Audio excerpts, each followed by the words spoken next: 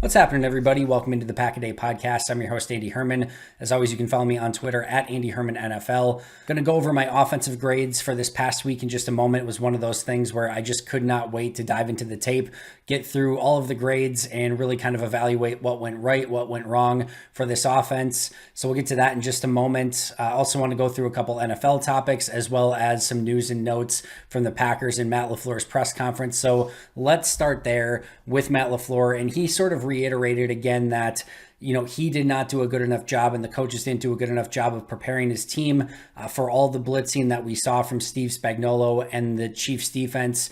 It should have probably been expected from Spagnuolo, who is a noted blitzer, especially against young quarterbacks. And frankly, Green Bay wasn't prepared. And we're going to get more into those offensive grades in just a moment and those observations from breaking down the tape. But spoiler, that played a big part of it. I don't think this was just lip service from Matt LaFleur. I do think that this was not the best game plan, and I don't think they necessarily had Jordan Love and really the offense as a whole as prepared as they probably should have been for all the blitzing that we did see against Jordan Love. The good news, Eric Stokes, Kenny Clark, according to Matt LaFleur, neither of them are looking to be long-term injuries or serious injuries. That doesn't necessarily mean that they're going to be able to play this week, but I think the bigger concern was that these could potentially be something that lasts further down the road. It does not sound like that's going to be the case, so Green Bay gets some good news on the injury front that these are not long-term injuries, at least as of what we know right now, to both Kenny Clark and Eric Stokes, so good news there.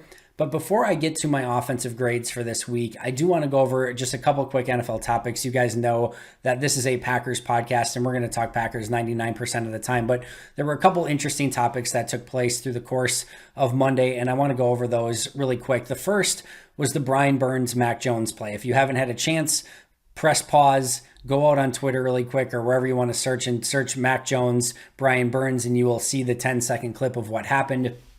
Basically, if you haven't seen it, Brian Burns comes through, completely annihilates and sacks Mac Jones, completely clean, completely legal. Ball comes free. There's a mad dash and a scramble for the football. As Mac Jones is laying on the ground, realizing that the ball is behind him, he grabs onto Brian Burns' ankle so that he can't get to the football, giving his team a better opportunity to recover.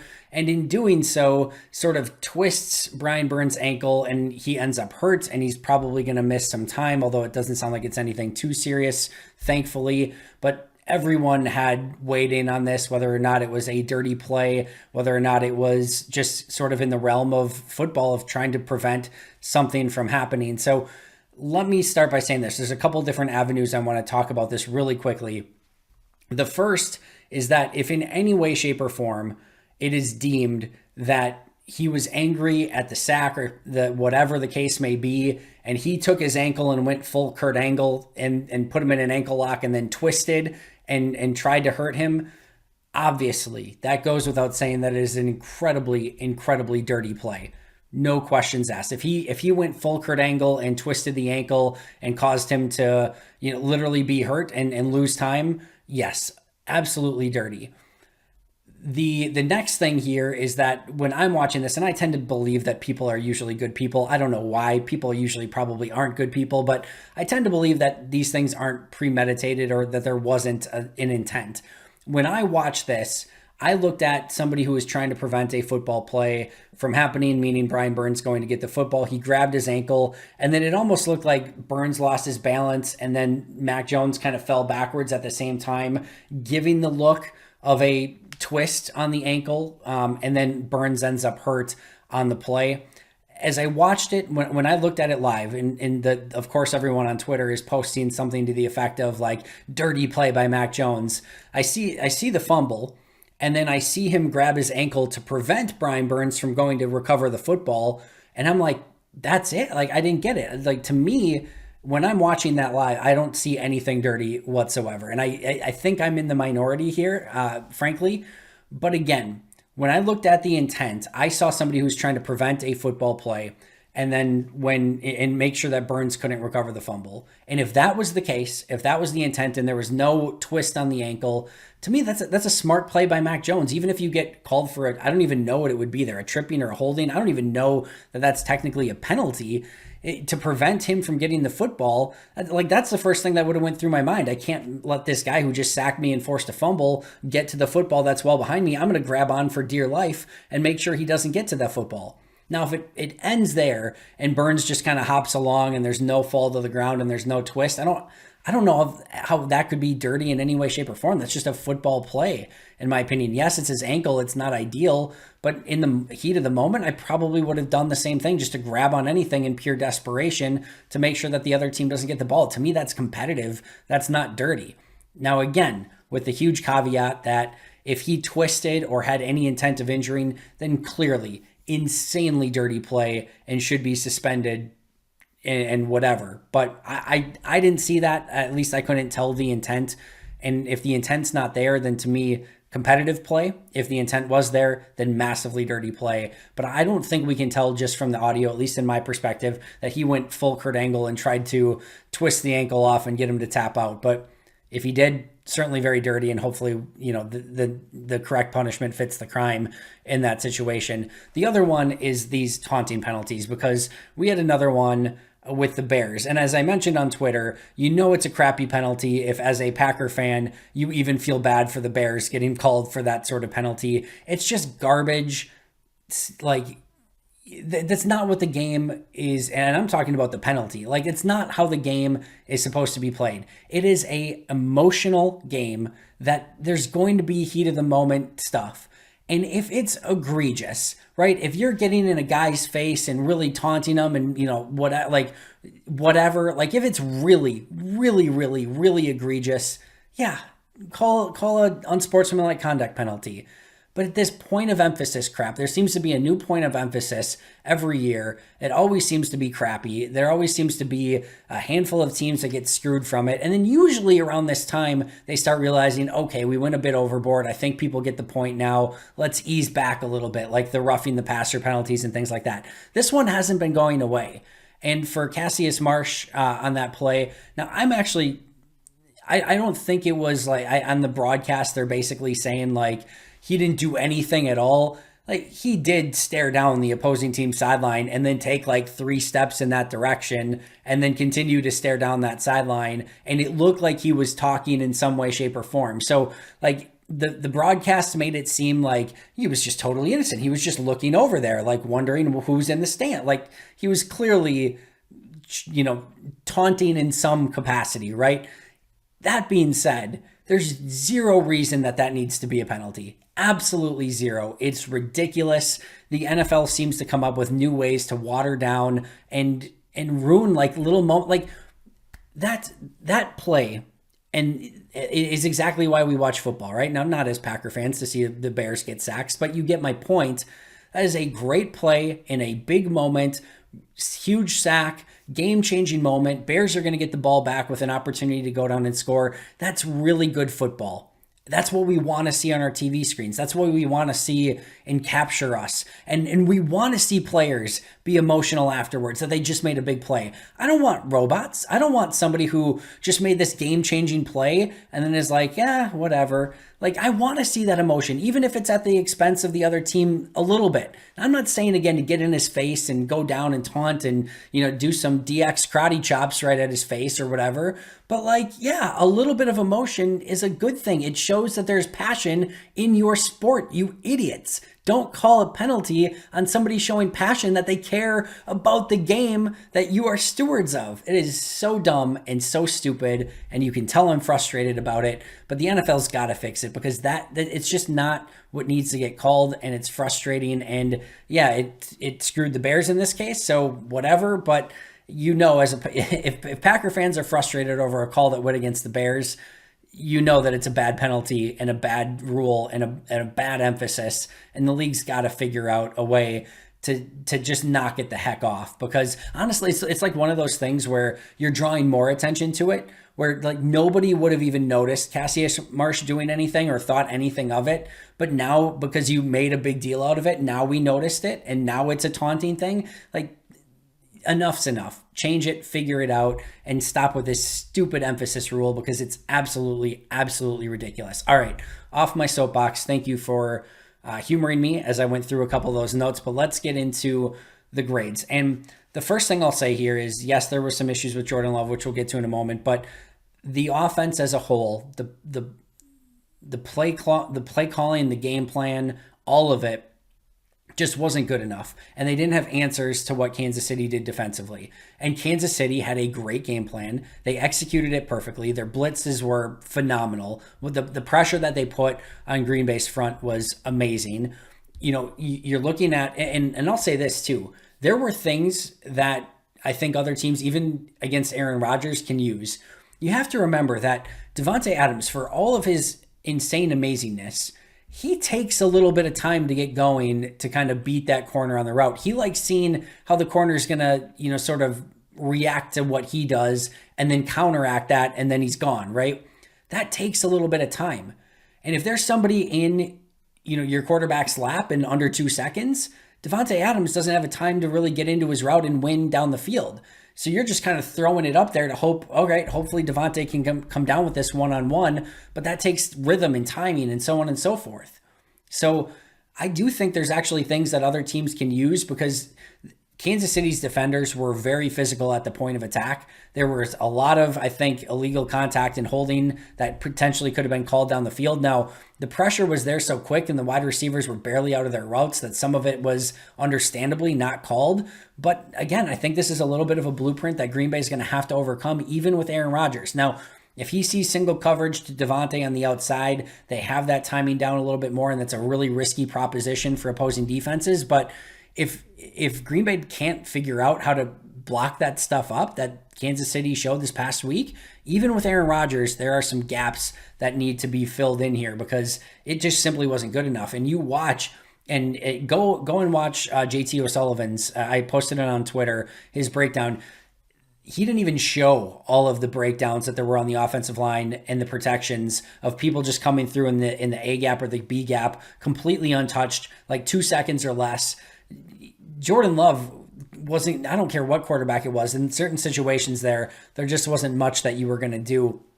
But one of the interesting things, I was actually wondering in this game, as I was kind of watching it live and prior to grading, like, are there going to be 3 players that I can label as my top 3 players in this game that graded well? Going in, I kind of figured that A.J. Dillon and Aaron Jones would probably grade pretty well. Maybe Alan Lazard off the touchdown. I literally thought that might be it, that graded in the positive. I thought literally everyone else might grade in the negative. But as I looked at Pro Football Focus after I do my grades for the offense, PFF and they had 5 players total for Green Bay that graded in the negative. Just 5. I had 6 only. And 4 of them were the same: Josiah DeGuara, Lucas Patrick, Royce Newman, and Jordan Love. Those were the 4, I think, rather egregious performances in this game, and both PFF and I agreed on those. They had MVS in the negative. I didn't necessarily agree. I thought he was a slight positive. I had Mercedes Lewis and Billy Turner in the negative. Actually, I had Billy Turner pretty decently in the negative. Mercedes Lewis as a very light negative. They had Lewis as a light positive and Turner as a light positive. But either way, 5 or 6 players total out of, I think it was 16 players in this game that graded in the negative. And there were, again, 3 that I think that really graded egregiously for both of us: Love, Newman, and Lucas Patrick. Those were both of our bottom 3 players in this game. Everyone else, again, wasn't overall that bad. So when you look at it that way, you kind of quickly realize 2 things. One, if you don't have a bunch of players that are playing awful, then you probably your scheme and how the defense played, and there were other factors involved as to why you only put up 7 points. And I thought this was a great example of, on certain plays for Jordan Love in this offense, there just weren't enough answers that were there for Green Bay to kind of either get rid of the ball quickly or make a play. There was too many dead plays. There were too many plays that just simply didn't have a chance. And when Matt LaFleur mentions that it's on him and he needs to do a better job preparing and game calling and whatever, that is a piece of that. No question about it. So not many negative grades. The other flip side here is very few positive grades, or very few high grades, right? For me, my 3 highest graded players in this game: A.J. Dillon, Elton Jenkins, and then Alan Lazard. Lazard, a big part of it was that last touchdown play. And then, I thought Dillon ran hard again. I thought he ran very efficiently. I thought he got upfield, made people pay for trying to tackle him in the open field. I thought Elton Jenkins had a really nice game at left tackle as well. Those were three pretty solid scores, but no great scores in this game. So if you don't have anyone that's really great on offense, you have a few players who are really egregious, and then you just don't have a game plan that's working efficiently against Kansas City, it's going to make for a long day. And I think that's ultimately what it was. So just to kind of recap really quick, my bottom three in this game were Newman. Newman was by far and away the lowest graded player. In fact, there've been three players, or he was the third lowest offensive line grade in my last 4 years of doing this. And the year before that, in my first year, I should say, I had a different grading system that I used. So in the last 4 years, as I've been using this grading system, he's my third lowest offensive line grade in my 4 years of using this system. Only Byron Bell in one game and Alex Light in one game had lower grades than what Royce Newman did in this game. And I've been a pretty big Royce Newman supporter up until this point, last couple of games, I should say. I still think there's promise there. He was awful, and him versus Chris Jones was just a nightmare. Chris Jones Royce Newman might as well have not been there on certain plays. So awful game for Newman. Love was my second lowest, and then Lucas Patrick was my third lowest. On the flip side, again, Dillon, Elton Jenkins, and Lazard were my top three. But when we look overall at Jordan Love and his performance in this game, and we'll kind of wrap up with that, there were some good, there was some bad. I thought in clean pockets, throwing, on time with accuracy, he showed some of that, especially in the second half, and he showed growth in the second half. Some of the plays down the field where he's just throwing toss-ups to Davante Adams and they weren't on the same page, I certainly have a level of accident forgiveness. In fact, on almost all of those plays, those were the right reads to make, or there at least you could understand why he wanted to go one-on-one to Davante Adams. And on most of those, there's a guy immediately in his face, just not blocked up. And when you have that much pressure as a young quarterback, or just a quarterback in general, it's going to be really difficult to make consistently accurate throws. Did he have some opportunities? Yes. Did he make the most of them? Not always. But there were some positives. The biggest negative to me in this game for Jordan Love was actually on the completion. It was on the completion to A.J. Dillon. And I think these are sort of the things that need to get fixed moving forward. So on that specific play, I think if you're looking at it pre-snap, I think looking right to the right side where there's three players and you have a few more options, probably the better read here pre-snap, especially based on how the defense was matched up. You look at the right side first, and then you've got three options, and you can kind of read, 1 through 3 really quickly. Not that he had a ton of time to get through three progressions, but I think it was probably a better read to go right first. Instead, ball is snapped. He looks left. He has a high-low on the play. It's DeGuara deep, and then A.J. Dillon on a check down. Again, some pressure comes. Frankly, I would have liked to have seen him take the shot to DeGuara down the field. I thought DeGuara had a half step. It would have taken a really nice ball. But I think he could have put it in a spot where either it was going to be DeGuara or nobody, and I would have liked to seen him take that shot. Even if he didn't like DeGuara and he comes back to number 2 at A.J. Dillon, he has to understand that can't be a throw that you make to Dillon on the sideline. Then you just throw it away. I don't think he could have worked back to DeGuara, so you just throw it away and you live to see another down. That is sort of the entire process here, right? Pre-snap, I don't think that he necessarily went to the right side. I think he should have gone to the right side. Instead, I don't think he chose the correct side. Then post-snap, you want to see him read 2-1. I couldn't tell if he got a great look at DeGuara, but he came very quickly to A.J. Dillon.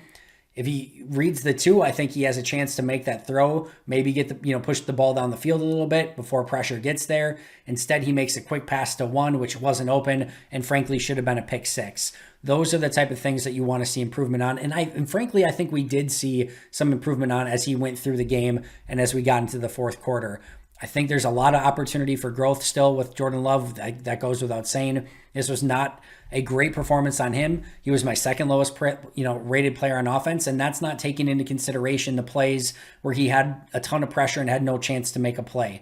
This is just the plays on the field that were there. He didn't always make the right read, didn't always make the right decision, didn't take some of his checkdowns, didn't always know where to go with the football when pressured. There were things that Jordan Love didn't have great results within this game. But this was far, far, far from just being a Jordan Love issue. The protections, the assignments, the game plans, everything was a little bit off in this game. And it's not just Jordan Love that deserves all the blame. And I think it's easy to throw him under the bus in this one. I don't think it's all on him. And while he can play better, I think if the rest of his team and the game plan would have been better, I think this looks like a much better performance than what we saw from Jordan Love, and the pressure just kind of tanked everything. That's going to do it for me today. I appreciate you listening as always. I'll be right back here tomorrow with an all-new episode, I believe with Rachel Hotmeyer, which is always a blast, so make sure to check that out and subscribe if you haven't already. But until next time, and as always, go Pack Go.